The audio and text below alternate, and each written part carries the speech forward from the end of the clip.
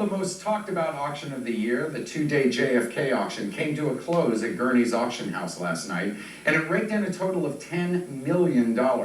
Now, bidding ran hot and cold. Some items fetched far more than they had expected, like one single line handwritten from JFK's inauguration speech brought in $35,000, which is more than 6 times the expected price. And another piece of rocking chair valued at about $30,000 brought in $300,000. Now that's the upside. The downside is many items fetched far lower than Guernsey's had expected. Let's take a look.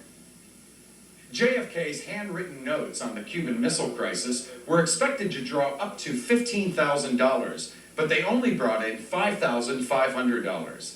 Hats off to one Boston collector who paid $1,300 for this tweed hat. He said he was prepared to shell out $10,000 for it.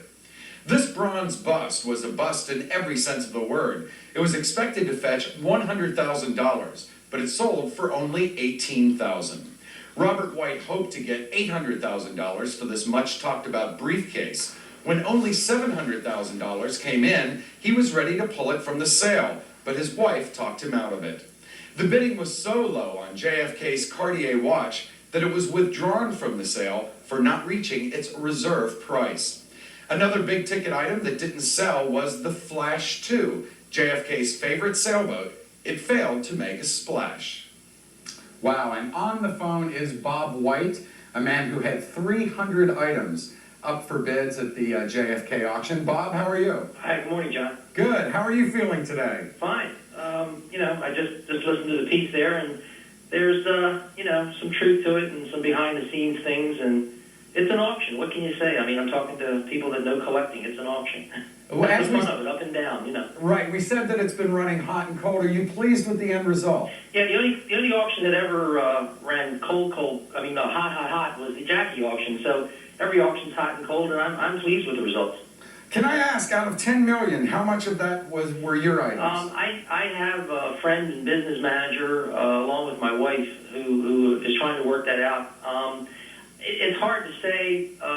I really don't have any figures yet, but no ballpark? After taxes and lawyer fees and all this kind of stuff, I'll probably realize over $1.3 million, something like that. That's great. Now, you had mentioned earlier in the week that you'd like to start a JFK museum. Yeah. Is this going to help? And is that in process? Well, the